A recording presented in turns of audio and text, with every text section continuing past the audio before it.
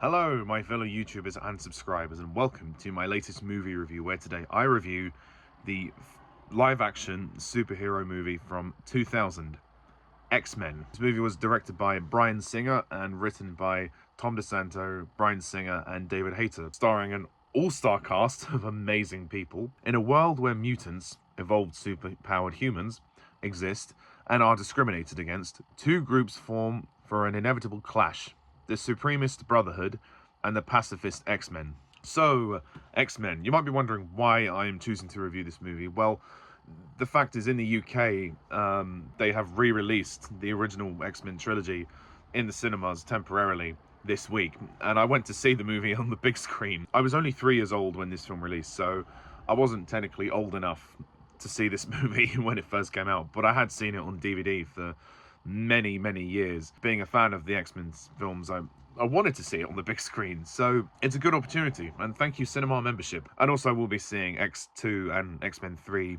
in the cinemas this week as well. I did kind of review the X-Men films many years ago, probably about 10 years ago actually, but now that my review style has changed and my editing is a bit better, it's time to take another look at these movies, and opinions may or may not have changed. We will see. So the first X-Men film released at a time when superhero films were almost making a bit of a resurgence, because over the course of like the 80s, 90s, there were some that were more reviled than this, and even though we had stuff like Tim Burton's Batman movies, some stuff after that kind of turned superhero films into a joke. Batman and Robin.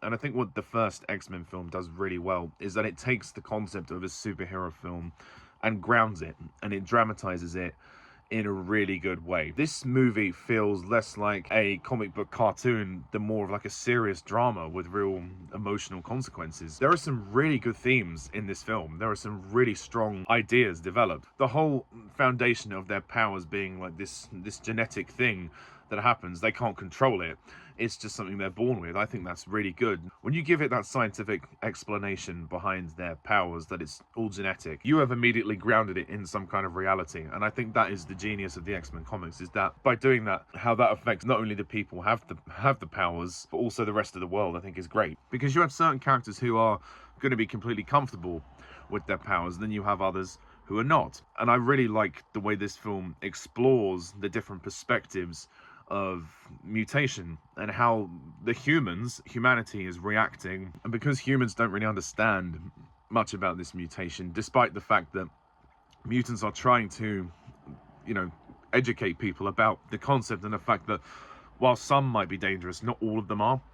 That's what humanity is struggling to grasp. So as you can understand, the themes of racism, discrimination, prejudice. So there's this great drama that's sort of building up to humans and mutants almost going to war, which is what we'll see later in the trilogy. And it's a very smart approach to this film because it removes any cheese that it may have had if it was just this campy cartoon that came to life. You could argue that the Sam Raimi Spider-Man movies, which came out in the same kind of time, roughly, in the same decade, you could argue those movies were a little bit too goofy, but even they had their grounded emotional moments. And I really like the story of this film. I think it is a fantastic story. While this is not, for me, the best movie in the X-Men franchise, this is a great place to start. It's surprisingly on the short side at 105 minutes. It's really not very long at all, but it packs in a lot in its runtime, and I really like that. And there's such a range of characters in this movie with all different abilities. We don't get full development for each of them, obviously, there's just too many of them. But the central ones that we focus on are Wolverine and Rogue. Let me say this right now, Anna Paquin as Rogue is incredible in this film. She is so good, and you really feel sorry for her because she has this ability to basically kill people if she touches them, which is very dramatic, and it prompts her to run away from her childhood home, and she actually puts her boyfriend into a coma, and she's constantly on the run, feeling isolated, feeling neglected. She's almost one of the main protagonists of this film, and my gosh, what an emotional journey. And over the course of the film, we discover that Magneto wants to use Rogue so that he can transfer some of his power to her, so that he can use his machine to convert humanity into mutants and kill them, which is what Magneto does with the Senator earlier on. And he knows he needs something else to kind of make sure he doesn't die. But Anna Paquin is very good and has a great chemistry with Hugh Jackman in this. And it's not like a romantic relationship at all. He's almost a bit of like a surrogate father in a way, or more of a friend really, who just really cares about her. She brings out his softer side. And there's that beautiful scene at the end where, after the machine has been destroyed, he's holding her and he's trying to see if she's alive, and he's touching her and she's not responding, and then eventually she does, and then he starts to almost be killed. But I think Anna Paquin, this is her best performance of the entire franchise, without question. It's where she has the most to do, and she's the emotional weight of this film, which I think is incredible. And as for Hugh Jackman as Wolverine, well, it's perfect casting. Let's be honest. This guy was born to play Wolverine. He looks the part, and he has a great accent, and he has just the right amount of physical presence for the role.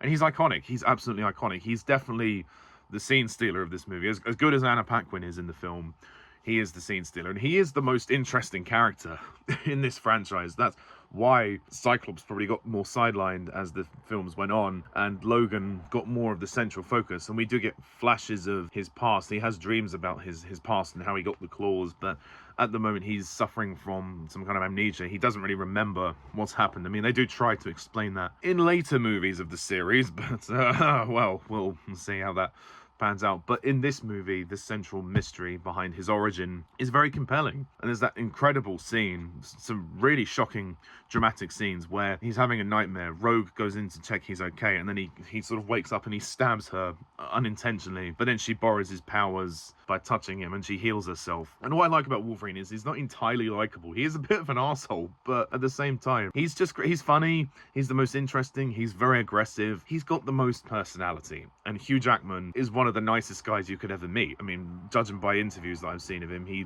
looks like a really cool dude. And I think he's very impressive in this role. And this is the first of many great performances from him. Other cast members include Patrick Stewart and Ian McKellan as Xavier and Magneto. Again, the casting in this film is brilliant. These two are amazing actors already, and they have great dramatic weight, and they really put a lot of effort into making their sort of, well, relationship very complicated, because they're friends but they're also enemies. They've known each other a long time, but they disagree when it comes to humanity, and that's where their conflict lies. I think that's very interesting, and they're both very good. And obviously Magneto is the villain of the film, and with the opening scene that we get in this film, you totally understand why Eric is vengeful and hateful, because he was abused and mistreated in the concentration camp.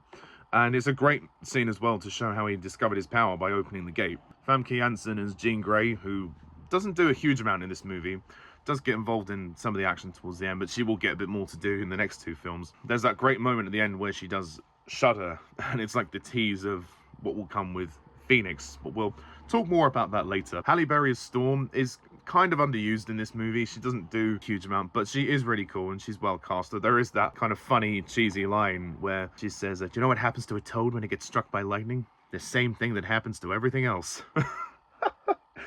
Oh god, that's cheesy, but I love it. James Marsden as Cyclops, or Scott. Scott is one of the characters who I think people feel most angry about in this trilogy, because he's underused. It's not James Marsden's fault, it's the writing. They don't give him a huge amount to do, where in this movie he does have quite a bit to do, and he is actually playing his role as the team leader in this film. And I like his conflict with Wolverine in this movie. Their sort of banter back and forth. Logan, stay away from my girl.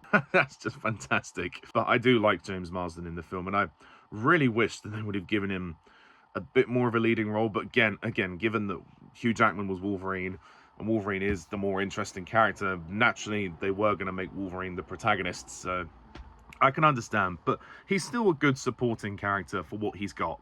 And then you have the villains. You've got Rebecca Romijn, I think that's how you say her name, as Mystique, who's this blue creature who's naked. She doesn't wear any clothes, and she can transform into anyone. I think her power's one of the more interesting and one of the more useful ones.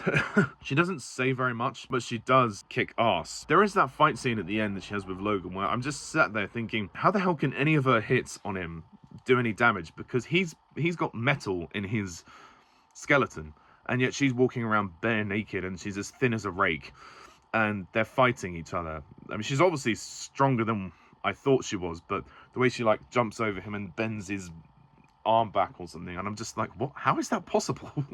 I don't understand how she can do that, but oh, whatever. It's a fantasy. I'll go with it. And Ray Park as Toad and Tyler Mane as Sabretooth. Again, the villains don't have that many lines in the movie, but they're quite good. I think Sabretooth is a bit of a wasted character though. He's kind of an idiot. He just sort of stands around and growls. He doesn't do a lot.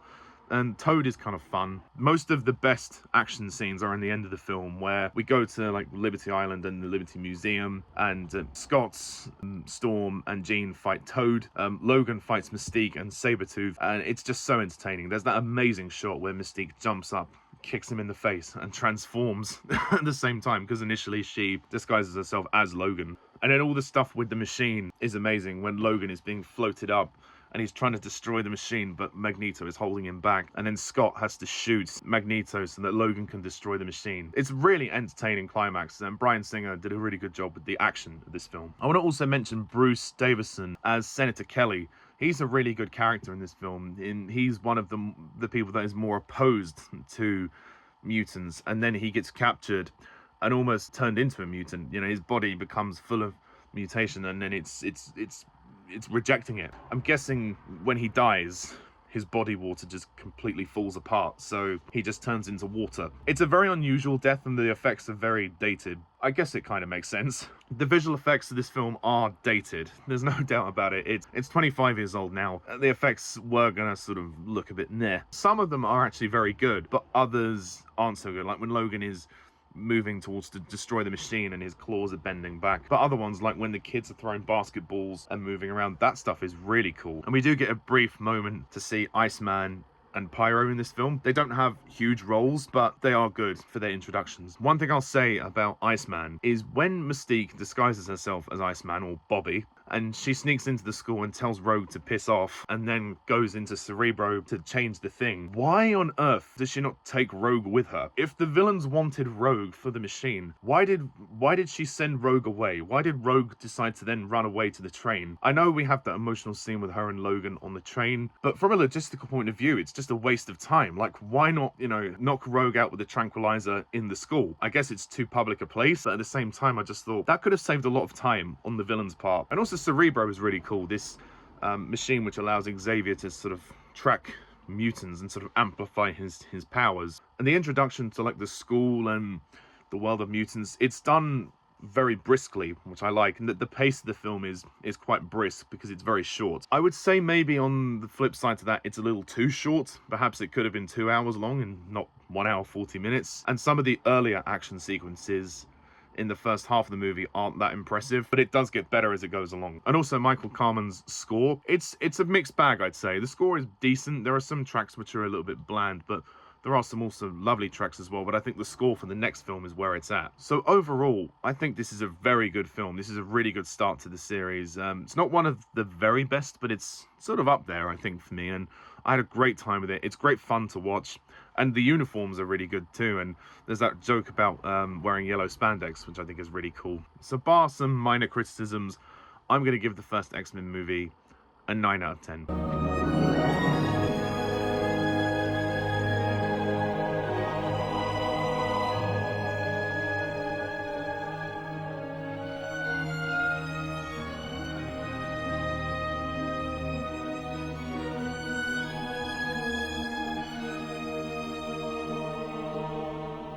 This is really good. This is really good. And I can't wait to talk about the other ones. And also, happy 25th anniversary to this film. So, thank you very much all for watching, guys. Please hit the like and subscribe button. And stay tuned next time when I review X2. So until then, I'm Pajak's Perspective. See ya. Bye for now.